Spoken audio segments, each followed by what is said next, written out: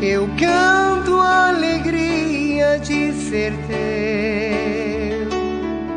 Jamais caminharei sem tua luz. Teus passos seguirei sem hesitar. Te dou meu coração. Todos os dias amanhece e as coisas vão tomando forma, cor, na medida que a luz vem chegando, o dia amanhecendo. Sem a luz, nada se vê, é como se tudo tivesse literalmente coberto com manto escuro como a noite. A luz vem para deixar tudo nu, descoberto, completamente visível. E nós abrimos esse domingo, que é o dia do Senhor. Todos os dias é dia do Senhor, mas o domingo é em especial por causa da Páscoa, da manhã de Páscoa, que foi no domingo. E quando Jesus ressuscita, naquela manhã pascal, o céu inteiro sorriu. O Pai, de lágrimas anteriores, abriu um largo sorriso. Os anjos acompanharam numa sinfonia inesquecível, inexprimível e inexplicável. Todos aqueles que habitavam sobre o trono de Deus, compondo o trono de Deus, decorando o trono de Deus, todas as espécies criadas de anjos, o coro dos anjos, potestades, etc., querubins, serafins, tudo se alegrou. Foi também como uma noite que se passou, uma noite triste, dolorosa, dolorida, e que o dia veio trazer uma boa notícia. Todo o céu cantou os aleluias do renascer, do ressuscitar daquele que morreu tragicamente na sexta-feira da Paixão. E hoje o dia amanhece, o sol se faz aparecer, aquecendo a terra, dando um vigor a tudo e a tudo que tem vida, e já faz sua caminhada destinada ao poente, a se posicionar novamente como a noite anterior, caminhando para se pôr e se fazer noite novamente. É o ciclo do dia e da noite, o ciclo da vida. E nós muitas vezes passamos os dias completamente inertes, completamente absortos, às vezes em coisas que verdadeiramente não nos acrescenta, não acrescenta, não soma, mas muito pelo contrário, às vezes nos deixa mais vazios, ou às vezes nos deixa simplesmente no mesmo humor. É como se todas essas repetições de notícias, toda a mesmice daquilo que vemos, estamos psicoadaptados àquilo que nós vemos ao nosso redor, todo o cenário que nos cerca, de onde nós moramos, e todo o mobiliário, todo o cenário onde nós estamos localizados, fosse ficando sem graça, muito sem sentido. E tudo isso porque o nosso dia já amanhece e nós não sabemos agradecer a Deus pelo descanso que Ele nos deu na noite passada, Nós nos lembramos do colchão, da cama que nos sustentou durante a noite para descansar nossos músculos, relaxar nossos nervos, descansar nossa estrutura óssea, nos dar um sono tranquilo e sonhos para que nós nos mantenhamos saudáveis. Não somos capazes de agradecer o quarto que nos acolheu, que nos protegeu. Não somos capazes de agradecer a Deus porque nada de trágico aconteceu durante essa noite, nem comigo, nem com a nossa família. Não agradecemos absolutamente a nada. É como se nós fôssemos algo que não se pensa, que não se raciocina, que não crê, como se fôssemos simplesmente robôs que simplesmente movimentamos segundo o nosso costume, o nosso hábito, segundo o próprio sistema. O domingo não é um dia de trabalho, é um dia de ficar em descanso, mas muitas vezes o descanso acaba nos cansando muito, o corpo pesa. Quando vai chegando a tarde do domingo, já vamos ficando com preguiça da segunda-feira que tá para chegar. E nós deveríamos exatamente trabalhar conosco para que tudo seja o contrário. Porque se não adicionarmos verdadeiramente Deus em nosso dia, em nossa vida, no tic-tac do relógio que vai marcando um tempo implacável, que não retorna, que não volta, mas só avança para marcar a eternidade, e nós vamos perdendo esse precioso tempo com coisas muitas vezes inúteis, com coisa que realmente, verdadeiramente, não edifica nem nós, nem os outros. E é interessante que nós somos criados não para que os outros nos façam felizes, mas nós fomos criados para ser agentes da felicidade do outro. Nós fomos criados para sermos embaixadores da paz para o outro, da alegria do outro, para promover a alegria do outro, a esperança do outro, e vamos adiante com tudo aquilo que nós gostaríamos que nos fizesse. O próprio Jesus diz: façais vós a eles.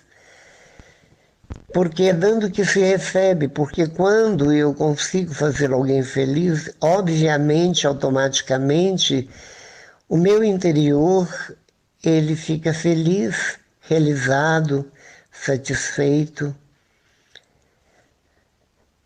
É como quando Jesus dizia para as pessoas recém-curadas por um toque que ele deu, por uma oração que ele ministrou: vai em paz, tua fé te curou.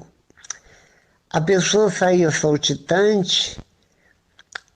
Imagine a alegria, o exultar de alegria no coração de Jesus por ver uma ovelhinha alegre, saltitante, voltar para a vida completamente livre daquilo que a amarrava, que a prendia, que a adoecia, que a mantinha presa, presidiária. Imagine a alegria. Imagine a alegria de Jesus quando ele tocava esquife e levantava um defunto que ele devolvia para a mãe, um filho único. Imagine a alegria de Jesus quando ele levantava uma menina dizendo Talita cumi, e a menininha se punha de pé. A alegria de Jairo, pai da menina. A alegria da mulher que rastejou como uma serpente e tomou todo o cuidado para não tocar na pele de Jesus, mas sim na orla do manto dele. E Jesus sentiu sair dele uma força, porque aquele toque foi um toque de busca, foi um toque onde aquela mulher buscava em Jesus aquilo que os médicos, que a ciência da época não conseguiram.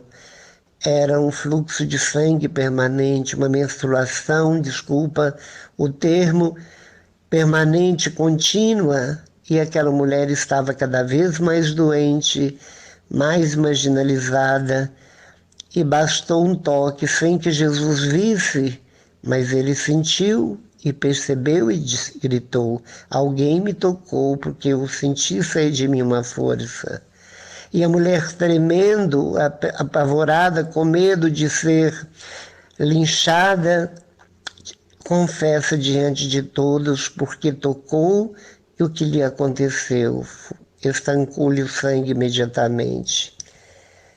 Estancou o sangue e destancou a alegria, uma vida nova na vida daquela mulher. E Jesus diz: vai em paz, tua fé te curou. Quanta alegria na família, o quanto o conceito da bondade, da misericórdia de Jesus subia nos ibopes da cidade, dos arredores, das aldeias. Era um homem das obras, era um homem que tinha autoridade em falar, era um homem extraordinário, era um homem cuja bondade ultrapassava o sentido dessa palavra. Ele ia além, desafiava os doutores da lei, mestres da lei, desafiava com sua autoridade e sabedoria. Ele verdadeiramente mexeu e remexeu com as estruturas da cúpula judaica, da religião que era simplesmente uma religião de uma lei dura, tão dura quanto as pedras dos 10 mandamentos. Jesus veio para esse desafio, não só a eles, mas para um desafio a todos que ele encontrou. O desafio de acreditar que o reino estava próximo e o reino era ele. O desafio das pessoas acreditarem por aquilo que elas estavam vendo, milagres, prodígios. Eram cegos que enxergavam, eram paralíticos que andavam, eram surdos que ouviam, era mão seca que se tornava normal, natural. Eram pessoas que ressuscitavam, eram pessoas que imediatamente se punham de pé, estavam abatidas, estavam na sarjeta, estavam caídas e decaídas. E Jesus, ele fazia verdadeiramente uma revolução no seu tempo, uma revolução de alegria, uma revolução de prazer, uma revolução de esperança, uma revolução de amor, de bondade, tão ao contrário do que viveram até o momento em que Jesus, na idade adulta, começou a pregar, porque a lei impunha que era só a partir dos 30 anos que se pregava como Jesus pregava. Por isso, sempre os doutores da lei eram pessoas de barbas brancas e longas. Não se viam pessoas tão jovens quanto Jesus pregando, mas a lei era esta. É a partir dos 30 anos a maturidade e autoridade e conhecimento para falar das coisas de Deus. Muitas vezes tão complexa por causa da lei, por causa das mais de 600 leis criadas por eles, enquanto era apenas 10, multiplicaram por tantos, e Jesus veio simplesmente resumi-las em 2 mandamentos: amar a Deus sobre tudo e todos e ao próximo como Jesus nos amava e provou que nos amou até a morte. Nos amou dando a vida plena, total, no auge, no vigor dos seus 33 anos, por um mundo de criaturas pecaminosas, por um mundo perverso, e um mundo que continua nesse caminhar de mais de 2000 anos, desde que Jesus subiu aos céus, o mundo vem caminhando de uma forma tão estranha, tão diferente. Passou por fases, está certo. Passou, a igreja caminhou como criança, adolescente, amadureceu. Mas o mundo não tem respondido àquilo que Jesus veio trazer e perguntar. Tu me amas, Pedro? Tu me amas, Luiz? Tu me amas, Antônio? Tu me amas, Joana? Tu me amas, Joaninha? Porque se o amarmos verdadeiramente, assim como ele faz essa pergunta a todos, porque ele fazia uma pergunta não exigindo que o amássemos, mas diante do quanto ele me amava. Ele queria apenas uma resposta de gratidão àquilo que ele demonstrava para mim, demonstrava para todos. Não havia ninguém especial. Todos, de modo geral, eram amados por Jesus. Ele arrastava multidões onde quer que ele ia. Na orla marítima, ele arrastava a pessoa para as portas da cidade, ele arrastava a pessoa para os campos, montanhas, ele arrastava as pessoas de cidade para outra cidade, e tudo era para dar às pessoas e considerar elas a vida que elas necessitavam, a qualidade de vida que elas necessitavam, a esperança que elas tanto necessitavam, porque vivia no meio de uma opressão terrível, caótica. Ele veio oferecer um reino novo, onde ele era o banquete, onde ele era a mesa, onde ele era o alimento, onde ele era o garçom que servia, onde ele era absolutamente aquele promotor da verdadeira felicidade, da verdadeira alegria. E ainda nos fazia promessas que muitos não entenderam. Eu estarei convosco até o fim dos tempos. Ele prometeu estar conosco e ele cumpriu. Não foi um político que fez a promessa. Promessas incumpridas, promessas adiadas, nem lembradas, porque tudo se faz para se eleger por causa do vil metal, por causa do mamon, por causa do dinheiro, do salário. Ninguém se torna voluntário para servir as pessoas gratuitamente, como Jesus fez. E Jesus era um homem político. Significa que Jesus lidava com as multidões, lidava com as pessoas, ele era literalmente um homem político, era um homem dos povos, era um homem do povo, era um homem que não tinha para ele diferença de ricos e pobres. Ele tanto comia na casa do rico como do pobre e tratava tão bem e dispensava um tempo tanto com o pobre como o rico, tanto com um quanto com o outro. Odiava, uma forma de dizer, a hipocrisia, a contradição, o contra-testemunho. Ele amava a transparência e a verdade. Ele tratava as pessoas muito diferente de nós, porque nós temos um respeito humano muito grande, temos medo de falar, medo de ofender, mas nas costas nós somos capazes de denegrir qualquer pessoa, por mais amiga que seja nossa.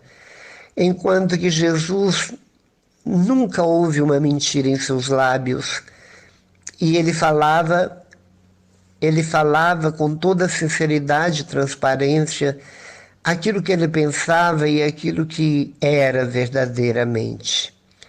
Ele não tinha medo, ele nunca teve medo de enfrentar grandes multidões de inimigos com a sua verdade. Porque ele é a verdade, é a única verdade e é a verdade que liberta. É pela verdade que nós libertamos. Ele é o único caminho, não há outro. Por mais que o mundo esteja rodeado como um novelo de lã, todo cheio de linhas que vão em todas as direções até formar o rolo, aquela bola, enquanto se fia, assim é o mundo cheio de vias, rodovias, caminhos, veredas, ruas, vielas, e assim pegadas, e assim o mundo é, cheio de idas e vindas, pessoas vão e voltam. Os andarilhos, na mesma hora que eles estão indo numa direção, eles já estão voltando, porque eles nem sabem para onde querem ir. E no mundo de hoje, os aviões cruzam nos ares, pessoas indo para todas as direções, em pontes aéreas, e às vezes os próprios aviões se colidem um com o outro, porque estão levando passageiros. Eu estou saindo do meu país e está vindo pessoas para o meu país, cheios de esperança, esperando que aqui seja melhor, ou que lá seja melhor, ou que lá no outro lugar seja melhor. Algum ponto de referência tem. E eu digo, o melhor lugar não está aqui.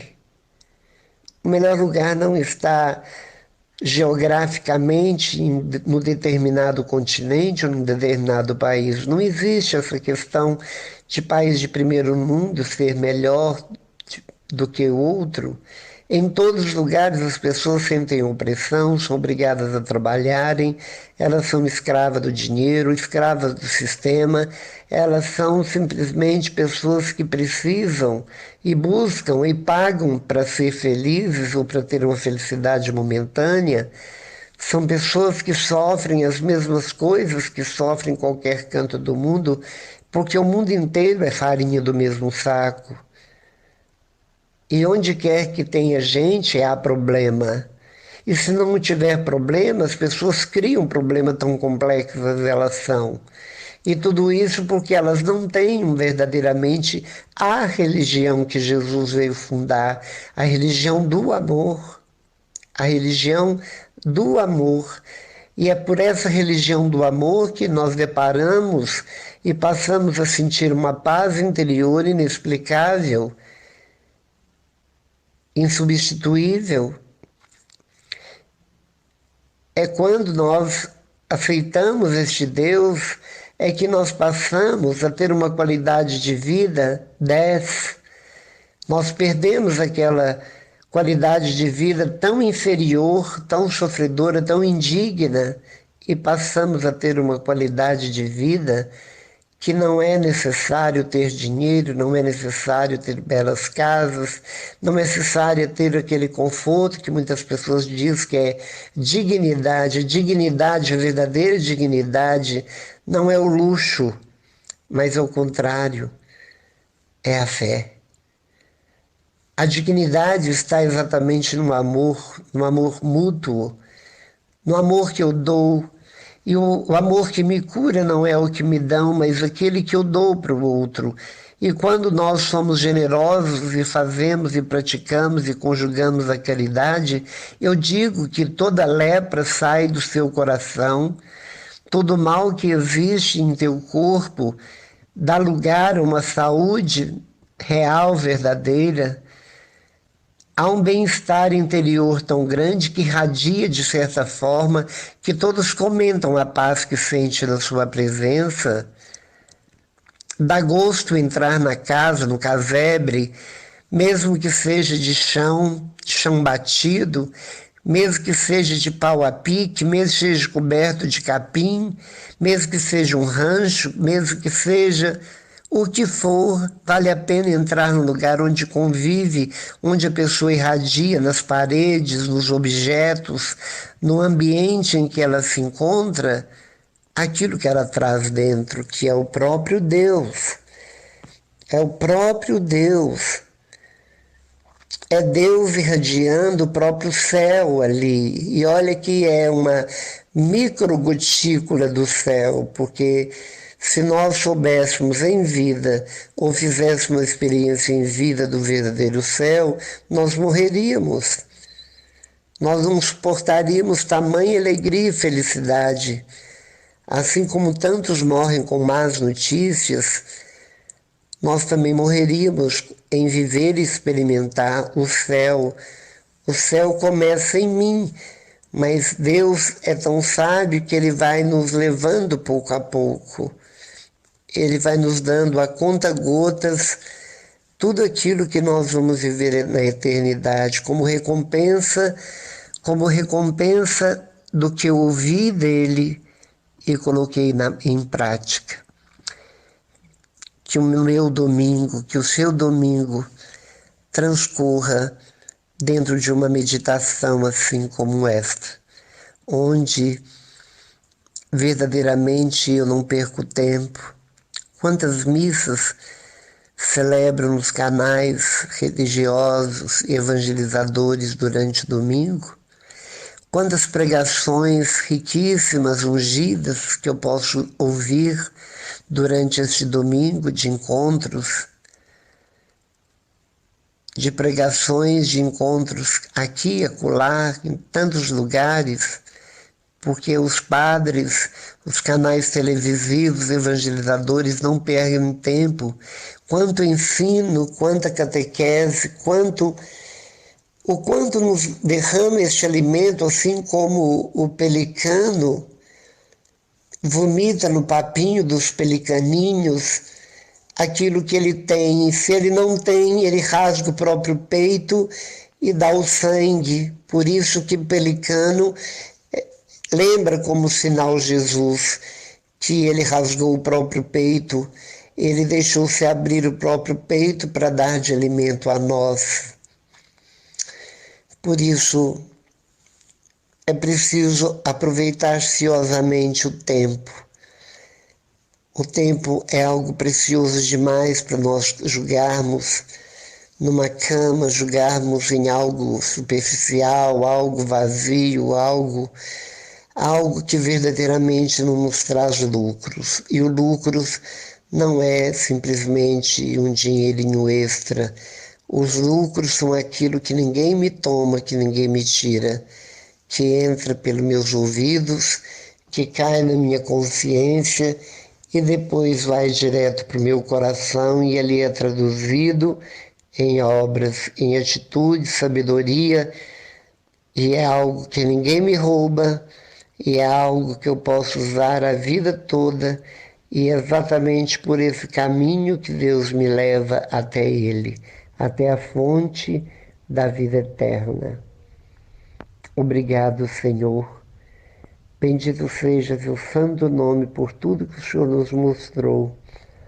Tudo que o Senhor nos mostrou como num flash, exatamente para que nós nos interessássemos, para que nascesse em nós um querer verdadeiro, um querer e até passar por um martírio se for preciso, porque o que eu quero é Deus. O que eu quero é o céu, que é o próprio Deus. O que eu quero é exatamente aquilo que Deus é, aquilo que Ele tem para oferecer para mim, Ele mesmo, a graça. Por isso vem Jesus, em nome do Pai, pelo poder do Espírito Santo, pela intercessão de todos os anjos e todos os santos, derramar nos corações que estão plugados, ouvintes, das mensagens que todo dia vai ao ar para o SC, que todos possam verdadeiramente ter transformações, acolher as propostas de Deus, as suas propostas, Jesus, para que tenham vida e vida em abundância. E na certeza de que somos ouvidos, Senhor, na certeza que o Seu Espírito trabalha incansavelmente numa dinâmica no coração de cada um ouvinte, nós te glorificamos, bendizemos e rezamos junto com a Igreja Padecente, com a Igreja Militante e a Igreja Triunfante. Louvado seja nosso Senhor Jesus Cristo, que para sempre Ele seja louvado, com o Pai, no Espírito Santo, junto com Maria. Tenhamos um ótimo domingo, recheado de coisas deliciosas, não no paladar da ponta da língua, mas no paladar da alma, no paladar do nosso coração.